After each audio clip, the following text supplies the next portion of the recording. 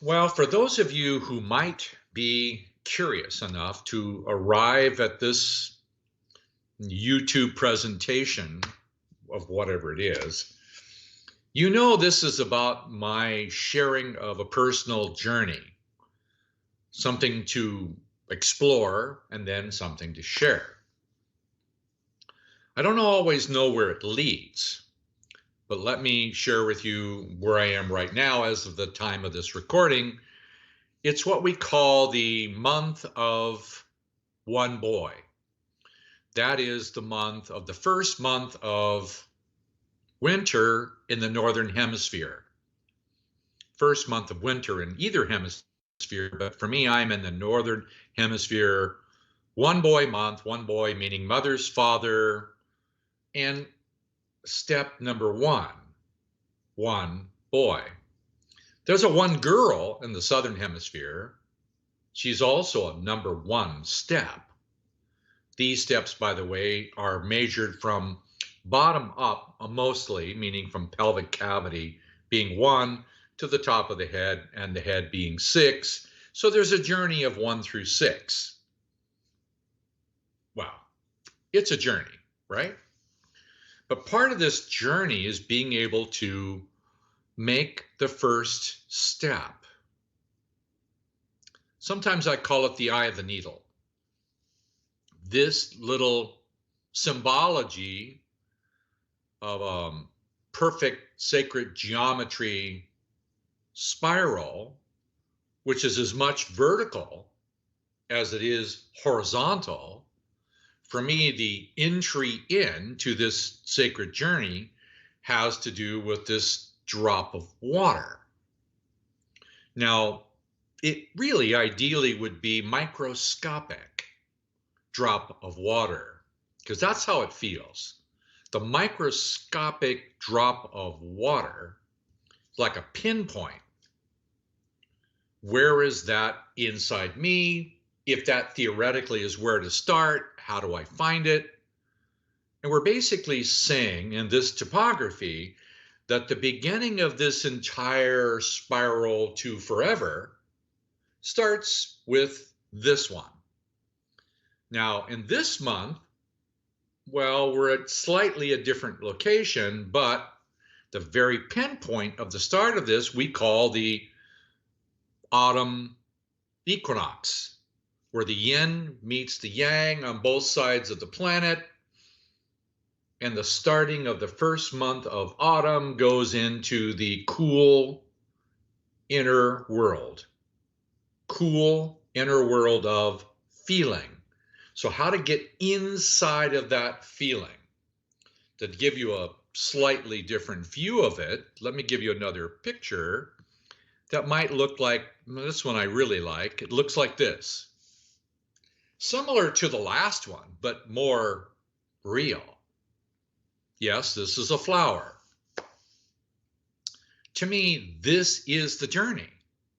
Yes, it's a metaphor of a journey, but the flower is the ultimate creation of the earth. I didn't mean to exclude you from that, because I don't consider you to be a creation of the earth. A flower is a creation of the earth. To me, the soul is not a creation of the earth. The earth is a place where the soul has the opportunity to use the physical environment to progress into eternity. But the flower, not so much. The flower is a product of the earth. Yes, it's a reflection of the divine cosmos, but the flower is of the earth. Now, every color you see in a flower is a mineral. Every single color that you see around you is composited by the vibration of a mineral. All the reds, golds, yellows, pinks, whites, they have to do with what originated in the mineral kingdom that came through the plant kingdom and produced a flower at the top or at the tip of the branch. To me, this is like the symbology of the soul. We're a mineral, tiny little thing, not from the earth, but we're coming up to grow. So how do you enter into this place? Now, for me, the entry into this place is a sincere desire to want to feel. Now, that may sound easy, but the sincere desire to want to feel is only increased or dilated or amplified by my own choice to want to do it. Now, that sounds easy, but it really isn't. So my commitment is to be inside this place, hour to hour, day to day, week to week, while changing my desire to want to grow. First month, second month, third month of the autumn, first month of the winter is what we call the beginning of the increase of light. So after 3 months of relative darkness, going into the shadows of the autumn, coming into the very beginning of the increase of the beginning of light. Now that light is an earthly light, yeah, so the increase in the northern hemisphere, that for 6 more months comes the ascending, increasing day length. Now during that time period, I can go inside that feeling that's happening on the earth and use the ascending day length for 6 months.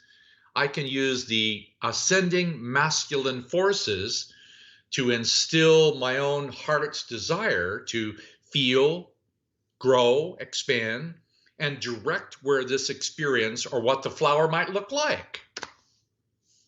Wow. What if you were to be personally responsible for your own growth? That sounds weird. What if you were personally responsible for what species of flower you are? What if you were personally responsible for the complete expansion of your celestial growth on into eternity? What if it makes a difference what you put in the beginning? So for me, the month that I'm on, which is the 4th month of a cycle, 3 months of autumn, first month of winter, 4. To me, 4 means heart. This is the 4th month. So inside of this little tiny pinpoint of a sincere desire to want to feel, grow, and everything about it, it's now going to be embellished with a little color of pink because that's the 4-girl color of the expanding heart moving into the unknown place of the silence, the abyss, the void, the nothing, the all that leads to higher light. So I'm kind of curious about this little point right down here. And what does it feel like to be there? And oh, by the way, I can't do it. It's annoying I can't do it. What I mean I can't do it, I'm working on it all the time, but I can't achieve what this represents. On a defined level, you can call this humility. The sincere desire to want to feel every feeling inside my soul, known or unknown to me, possible or nearly impossible. How much of my actual being do I really, well, I can't do it. I say I can't do it because I realize it's unattainable. It's designed to be unattainable. Not like the flower that reaches a crescendo in its development and produces its stamen and stigma style ovaries. It produces pollen. It produces another generation of flowers. It produces a bulb. My growth here, your growth, in my opinion, your growth as well, is designed to be eternal. It's not designed to be achieved. It's designed to be continually, expansively, beautifully growing. Wow, I can't do it. Then the inside of this is basically dependent on a couple of things. One, my motivation. Is it clean? My action, my purpose, my alignment, my sincerity. And you're not required to understand the implications of all of your intentions. You don't have to have it perfect from the beginning.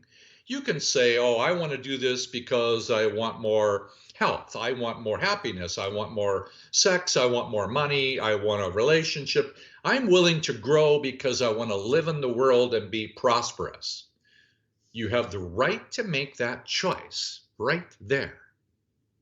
And in the process of making that choice continuously, you are more likely to grow into the changes of what that means. So you don't have to have it perfect from the beginning. Start where you are. Step in the middle of that, breathe, make a choice. And then an hour later, I would suggest you breathe and make another choice. If you change the choice, it's okay. You have the right to be continually changing, like all of these petals on the flower. You have the right to go, action-oriented, passion, orgasms, new car. Yes, you can have all that when you are engaged in the correct and wise use of the pinpoint at the middle of the flower. I think it's innocence. I think it's humility.